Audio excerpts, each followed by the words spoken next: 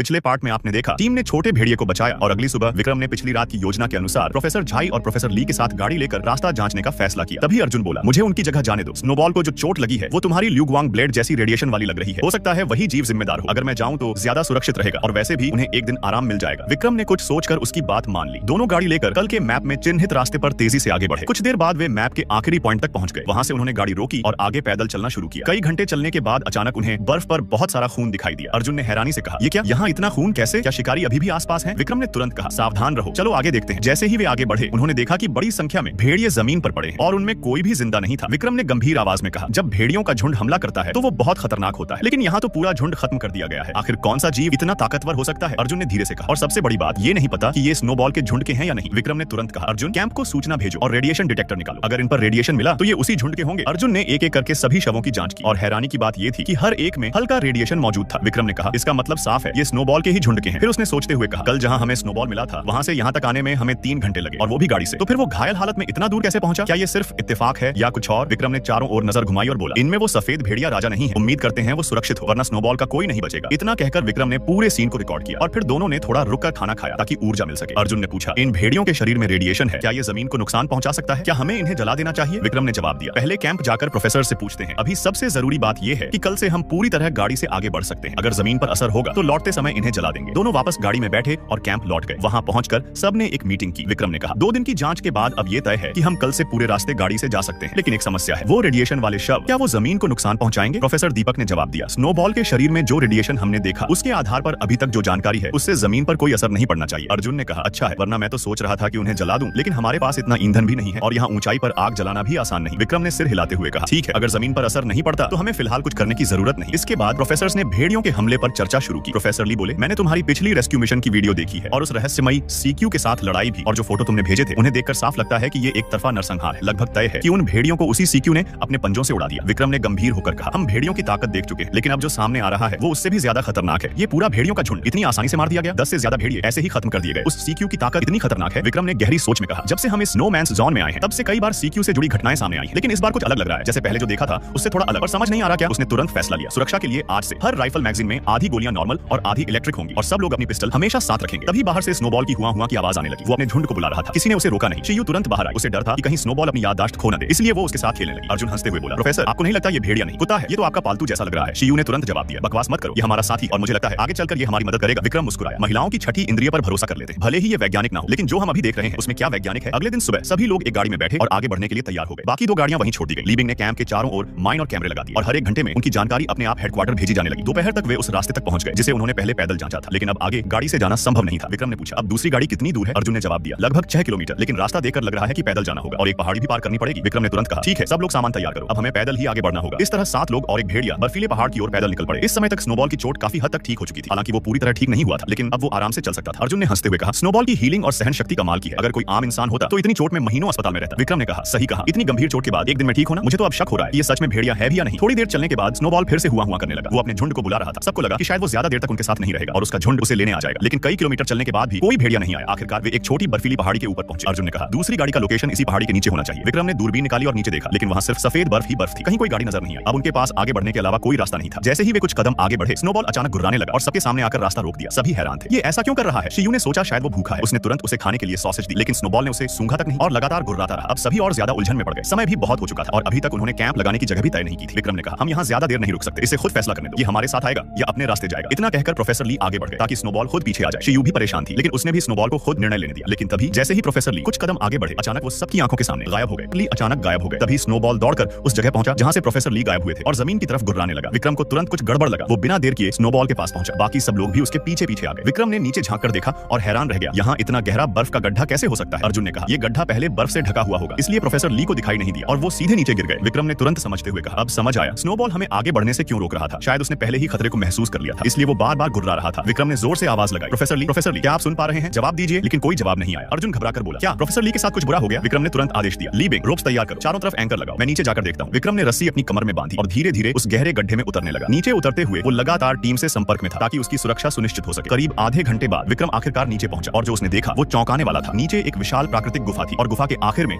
आधा हिस्सा एक बहती हुई भूमिगत नदी में जा रहा था और वहीं प्रोफेसर ली का शरीर आधा पानी में डूबा हुआ था और वो बेहोश पड़े थे। विक्रम तुरंत उनके पास भागा और उनकी सांस चेक की। सांस चल रही है, मतलब अभी भी जिंदा है। उसने राहत की सांस ली, फिर चारों तरफ नजर दौड़ाई। यहाँ पौधे भी उग रहे हैं और पानी भी बह रहा है। इसका मतलब ये कोई सामान्य जगह नहीं, ये एक जिंदा जलधारा है। उसने मन ही मन सोचा, क्या यही सीक्यू का ठिकाना हो सकता है? फिर उसने तुरंत ऊपर संपर्क किया। लीबिंग, सुन रहे हो? प्लान बदल गया है। नीचे एक भूमिगत नदी है और संभावना है कि दूसरी गाड़ी इसी रास्ते बहकर अपने टारगेट तक पहुंची हो। सीक्यू और गाड़ियों के गायब होने की जगह एक ही हो सकती है और बहुत संभव है कि वो इसी नदी के आसपास रहता हो। तुम लोग मेरी लोकेशन हेडक्वार्टर को भेजो और सब नीचे आ जाओ। यहाँ रात बिताना ऊपर से ज्यादा सुरक्षित होगा। कुछ देर बाद सभी लोग नीचे गुफा में आ गए। तब तक विक्रम ने प्रोफेसर ली को किनारे पर सुरक्षित लिटा दिया था। उसने तुरंत कहा, शिवानी जल्दी चेक करो उनकी हालत। शिवानी ने जांच करते हुए कहा, कपड़े सही हैं, कोई बड़ा बाहरी घाव नहीं है, लेकिन उनका कंधा डिसलोकेट हो गया है। बाकी कोई बड़ी समस्या नहीं लग रही। विक्रम ने राहत की सांस ली। चलो अच्छा है। सब कुछ सेट होने के बाद सभी लोग एक साथ बैठकर बात करने लगे। तभी शिवानी ने इधर उधर देखा और बोली, अरे स्नोबॉल कहाँ गया? अर्जुन ने कहा, शायद वो खाने की तलाश में गया है, थोड़ी देर में वापस आ जाएगा। शिवानी ने हल्के डर के साथ कहा, उम्मीद है। तभी प्रोफेसर दीपक ने पूछा, क्या इतना छोटा भेड़िया खुद शिकार कर सकता है? अर्जुन ने कहा, हाँ कर सकता है, चिंता मत करो। लेकिन थोड़ी देर बाद स्नोबॉल वापस लौटा और उसके मुंह में कुछ था। वो सीधे टेंट के अंदर भागा। सभी लोग हैरान होकर उसके पीछे गए। देखा तो उसके मुंह में मांस का टुकड़ा था। विक्रम ने हैरानी से कहा, ये कैसे हो सकता है? ये अभी इतना छोटा है, फिर इसने शिकार कैसे किया? अर्जुन थोड़ा झेंपते हुए बोला, मैंने अभी प्रोफेसर को सिर्फ दिलासा देने के लिए कहा था। विक्रम ने गंभीर होकर कहा, प्रोफेसर क्या आप पहचान सकते हैं कि ये किसका मांस है? फिर उसने स्नोबॉल की तरफ देखा और कहा, स्नोबॉल इसे नीचे रखो, हमें देखने दो, पहले हम सब देख लेते हैं, फिर तुम्हें वापस दे देंगे, तब तक तुम ये कैन फूड खा लो। अर्जुन ने धीरे से कहा, ऐसी गुफाओं में आवाज गूंजती है, मतलब यहाँ हर छोटी चीज भी दूर तक सुनाई देती होगी, है ना? विक्रम ने मांस के टुकड़े की तरफ देखते हुए कहा, तो क्या इस मांस को संभाल कर रखें या स्नोबॉल को दे दें? प्रोफेसर दीपक ने जवाब दिया, इसे उसे ही खाने दो, इसे रखने का कोई फायदा नहीं। फिर उन्होंने सोचते हुए कहा, जंगली गधे आमतौर पर झुंड में रहते हैं और इतने छोटे स्नोबॉल के लिए उनका शिकार करना लगभग नामुमकिन है। अगर वो झुंड में थे तो एक छोटा भेड़िया तो छोड़ो, पूरी बड़ी भेड़ियों की टोली भी इतने कम समय में उन्हें नहीं मार सकती। विक्रम ने सिर हिलाते हुए कहा, हाँ ये शिकार स्नोबॉल ने नहीं किया, उसकी चोट भी अभी पूरी तरह ठीक नहीं हुई। जो काम एक पूरा वयस्क भेड़ियों का झुंड नहीं कर सकता, वो एक घायल छोटा भेड़िया कैसे कर सकता है? अर्जुन ने चारों ओर देखते हुए कहा, लेकिन एक बात सोचने वाली है, क्या इस गुफा के अंदर सच में जंगली गधों का झुंड हो सकता है? ये सुनकर सभी चुप हो गए और सबकी नजरें प्रोफेसर दीपक की तरफ टिक गईं, जैसे उन्हें ही जवाब देना हो। प्रोफेसर दीपक ने गहरी सांस लेते हुए कहा, अगर पहले की बात होती तो मैं पूरे भरोसे से कहता कि यहाँ जंगली गधे नहीं रह सकते, लेकिन अब मैं कुछ भी निश्चित नहीं कह सकता। उन्होंने आगे कहा, बाहर भूमिगत नदी है, आसपास पौधे भी उग रहे हैं, ये माहौल उनके रहने के लिए ठीक हो सकता है, लेकिन सबसे बड़ा सवाल ये है कि ये जगह बर्फीले पहाड़ के नीचे है, जहाँ सूरज की रोशनी नहीं पहुंचती और बिना धूप के कोई भी स्तनधारी जीव लंबे समय तक जिंदा नहीं रह सकता। फिर भी ये पौधे इतनी अच्छी तरह कैसे उग रहे हैं? अर्जुन ने हल्की मुस्कान के साथ कहा, प्रोफेसर आप तो बायोलॉजी के एक्सपर्ट हो, फिर इतना कंफ्यूज क्यों? थोड़ा कॉन्फिडेंट रहो। प्रोफेसर दीपक ने तुरंत जवाब दिया, मुझसे मत पूछो, तुम खुद सोचो, इस पूरी यात्रा में ऐसा क्या है जिसे हम विज्ञान से समझा सके? ये सुनकर सभी कुछ पल के लिए चुप हो गए। माहौल और भी रहस्यमयी हो गया। तभी प्रोफेसर दीपक उठकर नदी के किनारे चले गए, हाथ धोने और पानी चेक करने के लिए कि क्या ये पीने लायक है या नहीं। अचानक वो रुक गए और घबराकर बोले, क्या? विक्रम ने पूछा, क्या हुआ? प्रोफेसर दीपक ने पानी की तरफ इशारा करते हुए कहा, पानी के अंदर कुछ है, बहुत बड़ा। विक्रम ने ध्यान से पानी की सतह देखी, लेकिन सब कुछ बिल्कुल शांत था। ऐसा लग रहा था जैसे वहाँ कुछ भी नहीं। उसने कहा, प्रोफेसर आप शायद थक गए हो, आपको भ्रम हुआ होगा। प्रोफेसर दीपक ने घबराकर कहा, नहीं मैंने सच में कुछ देखा है, मैं साफ नहीं देख पाया, लेकिन वो बहुत खतरनाक था। आप पानी के पास मत खड़े रहो। ये कहते हुए उन्होंने विक्रम का हाथ पकड़ा और उसे खींचते हुए टेंट की तरफ ले आए। फिर उन्होंने जो देखा था वो बाकी सबको बताया। सभी को थोड़ा शक हुआ कि शायद प्रोफेसर ने गलत देख लिया हो, लेकिन विक्रम ने फिर भी सावधानी बरती। उसने कहा, लीबिंग कैमरा तैयार करो, उससे वाटरप्रूफ बनाकर नदी के अंदर डालो, हमें सच्चाई जाननी होगी। लीबिंग ने तुरंत कैमरा तैयार किया और उसे नदी के अंदर डाल दिया। पानी ऊपर से साफ दिख रहा था, लेकिन अंदर बहुत सारे सूक्ष्म जीव मौजूद थे। रात के करीब 4 बजे लीबिंग मॉनिटर देख रहा था। तभी अचानक स्क्रीन पर कुछ काला सा तेजी से हिला और अगले ही पल एक विशाल काली परछाई आई और एक ही झटके में कैमरे को निगल गई। हिमालय पर्वत की बर्फीली वादियों में सेना द्वारा भेजी गई एक रिसर्च टीम का प्रोफेसर ग्लेशियर के नीचे बह रही नदी के किनारे हाथ धोने गया। तभी अचानक पानी के अंदर से एक काली परछाई तेजी से गुजरी। प्रोफेसर डर के मारे वहीं सन्न रह गए और तुरंत वापस जाकर अपनी टीम को पूरी बात बताई। विक्रम ने स्थिति समझते ही 2 सैनिकों को आदेश दिया, एक कैमरा तैयार करो और उसे नदी के अंदर डालो। रात के करीब 4 बजे एक सैनिक मॉनिटर पर नजर रखे हुए था। तभी अचानक स्क्रीन पर एक काली परछाई आई और एक ही झटके में कैमरे को निगल गई। सैनिक ये देखकर बुरी तरह घबरा गया और तुरंत भागकर विक्रम को जगाने गया। क्या तुम कह रहे हो कैमरा खा लिया गया? विक्रम ने हैरानी से पूछा। सैनिक बोला, हाँ, लेकिन पानी के अंदर सब कुछ काला था, साफ दिखाई नहीं दे रहा था कि वो क्या था। इसके बाद दोनों मीटिंग रूम में पहुंचे और बार-बार उस आखिरी रिकॉर्डिंग को देखने लगे। अर्जुन ने कहा, क्या हमें प्रोफेसर दीपक को बुलाना चाहिए? शायद वो इस जीव को पहचान सके। विक्रम ने पूछा, और कोई असामान्य चीज जमीन पर कुछ मिला? सैनिक ने जवाब दिया, नहीं, जमीन पर सब सामान्य है, बस स्नोबॉल थोड़ी देर पहले बाहर गया था, मैंने उसे नहीं रोका। विक्रम ने शांत रहते हुए कहा, स्नोबॉल को जाने दो, वो शायद खाना ढूंढने गया होगा। अभी सुबह के 4 बजे हैं, अगर कोई और बड़ी समस्या नहीं है तो प्रोफेसर दीपक को मत जगाओ, सुबह देखते हैं। एक कैमरा खोने से अभी कोई खतरा नहीं, लेकिन अब से नदी पर नजर और ज्यादा रखनी होगी। अगली सुबह सभी लोग अपने अपने काम में लग गए, लेकिन विक्रम और प्रोफेसर दीपक बार-बार उस वीडियो को देख रहे थे। प्रोफेसर दीपक ने ध्यान से देखते हुए कहा, ये शायद किसी तरह की गुफा में रहने वाली मछली है। कैमरा पूरी तरह साफ नहीं दिखा रहा, इसकी आंखें बहुत छोटी हैं, जो बताता है कि ये लंबे समय से अंधेरे में रह रही है। हो सकता है ये हमेशा से इस गुफा में रहती हो। विक्रम ने पूछा, क्या आपने कल पानी में यही देखा था? प्रोफेसर दीपक ने सिर हिलाते हुए कहा, नहीं, जो मैंने देखा वो इससे भी बड़ा था और उसका शरीर सख्त खोल जैसा लग रहा था। मैंने रात भर सोचा हो सकता है वो मगरमच्छ हो, लेकिन हिमालय के इस इलाके में मगरमच्छ होना लगभग नामुमकिन है। विक्रम ने गंभीर होकर कहा, अगर आप भी नहीं पहचान पा रहे तो हमें नदी से दूरी बनाकर रखनी होगी, कहीं कोई अनहोनी न हो। इसके बाद पूरी टीम अगली योजना पर चर्चा करने लगी। तभी स्नोबॉल फिर से मुंह में मांस का टुकड़ा लेकर वापस आया। विक्रम ने कहा, हम स्नोबॉल के पैरों के निशान का पीछा करेंगे, जहां से ये मांस लाता है वहां जरूर कोई शिकार पड़ा होगा। अर्जुन ने कहा, और हम नदी के साथ साथ आगे बढ़ेंगे, कोई समस्या? सभी ने हामी भरी। ठीक है, तो यही प्लान रहेगा। प्रोफेसर दीपक बोले, मैं भी देखना चाहता हूं कि स्नोबॉल जो खा रहा है वो कहीं तिब्बती हिरण तो नहीं। सब तैयार होकर तुरंत निकल पड़े। पूरे रास्ते कोई भी अपनी सतर्कता कम नहीं कर रहा था। स्नोबॉल आगे आगे रास्ता दिखा रहा था, जैसे उसे सब पता हो। करीब 1 घंटे बाद उन्हें आखिरकार एक जंगली गधे की लाश मिली। सभी हैरान रह गए। विक्रम ने झुककर निशान देखे और कहा, इन दांतों के निशान से साफ है कि ये भेड़ियों का काम है। अर्जुन ने तुरंत कहा, लेकिन ये स्नोबॉल नहीं हो सकता, उसके दांत इतने बड़े नहीं है। विक्रम ने चारों तरफ देखा, तो क्या इस गुफा में भेड़ियों का एक और झुंड रहता है? लेकिन अजीब बात ये थी, जमीन पर कहीं भी भेड़ियों के पैरों के निशान नहीं थे। प्रोफेसर दीपक ने कहा, कम से कम अब ये तय है कि ये काम भेड़ियों का ही है, कोई अजीब जीव नहीं, और हमारे लिए खतरा भी कम है। विक्रम ने कहा, ठीक है, इसे नोट करो और आगे बढ़ते हैं। इसके बाद टीम ने फैसला किया कि वे भूमिगत झील के किनारे किनारे आगे बढ़ेंगे, लेकिन तभी उनका नेविगेशन सिस्टम सिग्नल खो बैठा। अब उनके पास सिर्फ कागजी नक्शा ही बचा था। उन्होंने कून ऑर्डिनेट्स के सहारे आगे बढ़ना जारी रखा और जैसा उन्होंने सोचा था दूसरी गाड़ी का लोकेशन इसी भूमिगत नदी के रास्ते में था। विक्रम ने नक्शा देखते हुए कहा कोऑर्डिनेट्स के हिसाब से दूसरी गाड़ी यहीं कहीं होनी चाहिए, लेकिन यहाँ तो उसका कोई निशान नहीं है। अर्जुन ने शक जताया, मुझे लगता है दूसरी गाड़ी नदी के अंदर बह गई है, जमीन पर तो कहीं नहीं है और यहाँ सिर्फ यही एक नदी है जहाँ वो छिप सकती है। अर्जुन ने गहरी सोच में कहा, क्या ऐसा हो सकता है कि दूसरी गाड़ी जहाँ धंसी थी वो जगह भी इसी भूमिगत नदी से जुड़ी हो? विक्रम ने जवाब दिया, ऐसा होना पूरी तरह संभव है। ये भूमिगत नदियां चारों तरफ फैली होती हैं, कहीं भी जा सकती हैं और दूसरी गाड़ी अगर इसमें गिरी है तो हो सकता है वो पानी के बहाव के साथ बहती रही हो। अर्जुन ने पूछा, तो अब हमें क्या करना चाहिए? लोकेशन तो यही दिखा रही है लेकिन गाड़ी कहीं नजर नहीं आ रही। विक्रम ने बिना देर किए कहा, अगर हमें शक है कि गाड़ी नदी के अंदर है तो हमें जांच करनी ही होगी। ऐसा करते हैं, तुम लोग रस्सी से मुझे बांध दो, मैं नीचे जाकर देखता हूँ। अर्जुन तुरंत बोला, नदी के अंदर अज्ञात जीव है और तेज बहाव भी, ऐसे नीचे जाना बहुत खतरनाक है। विक्रम ने गंभीर आवाज में कहा, खतरा तो हर पल है, हम यहाँ जितनी देर है हर सेकंड खतरे में है, बस तुम लोग रस्सी मजबूत पकड़ना, तब तक मैं सुरक्षित हूँ। विक्रम ने खुद को रस्सी से बांधा और बिना हिचकिचाए नदी में छलांग लगा दी। किनारे पर ली बिंग और बाकी लोग सतर्क खड़े रहे और रस्सी को मजबूती से पकड़े रहे। कुछ ही देर में विक्रम नदी के तल तक पहुंच गया और जैसे ही उसने नीचे देखा उसे दूसरी गाड़ी दिखाई दी। जैसा मैंने सोचा था, गाड़ी सच में नीचे है। उसने इशारा किया और ये हिल रही थी, मतलब इसे पानी का बहाव धकेल रहा है। लेकिन ये कैसे हो सकता है? इतना कमजोर बहाव गाड़ी को कैसे हिला सकता है? वो आगे बढ़कर और जांच करने ही वाला था, तभी अचानक एक जबरदस्त ताकत ने उसे ऊपर की ओर खींच लिया। वो संभल भी नहीं पाया था कि उसी वक्त पानी के ऊपर से एक विशालकाय जीव तेजी से गुजरा। विक्रम हांफते हुए बाहर आया और बोला, अभी अभी क्या था वो इतना बड़ा? अर्जुन घबरा कर बोला, क्या वो कोई मछली थी? प्रोफेसर दीपक ने सिर हिलाते हुए कहा, मुझे नहीं पता, इतनी बड़ी मछली इस भूमिगत नदी में होना नामुमकिन लगता है। लेकिन जब विक्रम नीचे था मैंने पानी का सैंपल लिया, यहाँ ऑक्सीजन का स्तर बहुत ज्यादा है, क्या इसी वजह से यहाँ के जीव इतने बड़े हो सकते हैं? अर्जुन ने कहा, फिर भी इतना बड़ा होना संभव नहीं लगता। विक्रम ने गहरी सांस लेते हुए कहा, छोड़ो पहले ये बताओ नीचे क्या देखा? फिर खुद ही बोला, दूसरी गाड़ी नीचे है लेकिन उसकी हालत खराब है, जगह जगह ढंसी हुई है, जबकि हमारी गाड़ियों पर हाई स्ट्रेंथ आर्मर लगा है और नीचे का बहाव इतना तेज नहीं है कि वो ऐसा नुकसान कर सके। इसका मतलब किसी बहुत मजबूत चीज ने गाड़ी पर हमला किया है, जो भी है वो बहुत खतरनाक है। ये सुनकर सब चुप हो गए, किसी को समझ नहीं आ रहा था कि आगे क्या करे। तभी विक्रम ने कहा, घबराने की जरूरत नहीं है, हमें बस पानी में जाने से बचना है। अब जब हमें पता चल गया है कि दूसरी गाड़ी के साथ क्या हुआ तो उस पर ध्यान देने की जरूरत नहीं। अब हम आगे बढ़ेंगे और देखेंगे कि ये भूमिगत नदी आखिर कहाँ खत्म होती है। प्रोफेसर दीपक ने कहा, ये नदी चारों तरफ फैली हो सकती है, हमें अभी सिर्फ एक मुख्य धारा दिख रही है लेकिन इसके अंदर कई छोटी धाराएं भी हो सकती हैं और ये कितनी लंबी है इसका भी कोई अंदाजा नहीं। विक्रम ने जवाब दिया, हाँ, लेकिन जब तक हमारे पास पर्याप्त संसाधन है हम आगे बढ़ते रहेंगे। हमारा मिशन ही है अज्ञात चीजों की जांच करना। जितना ज्यादा डेटा और रिकॉर्डिंग हम इकट्ठा करेंगे उतना ही ये मिशन सफल होगा और ये बात आप प्रोफेसर्स हमसे ज्यादा जानते हैं। प्रोफेसर्स ने मजबूरी में हामी भरी और सब आगे बढ़ने लगे। लेकिन कुछ ही देर बाद अचानक एक गोली की आवाज ने पूरे गुफा में गूंज पैदा कर दी। अर्जुन चौंक कर बोला, इस जगह गोली की आवाज, यहाँ और कौन हो सकता है? विक्रम ने तुरंत आदेश दिया, ली बिंग, अर्जुन मेरे साथ आओ, बाकी सब यहीं रहो और सतर्क रहो। तीनों आवाज की दिशा में आगे बढ़े और जो उन्होंने देखा वो देखकर उनके होश उड़ गए। कुछ हथियारबंद लोग एक विशाल अजगर पर हमला कर रहे थे। वो अजगर किसी ट्रेन की तरह तेजी से हमला कर रहा था। उसकी लंबाई 10 मीटर से भी ज्यादा लग रही थी, शायद उससे भी ज्यादा।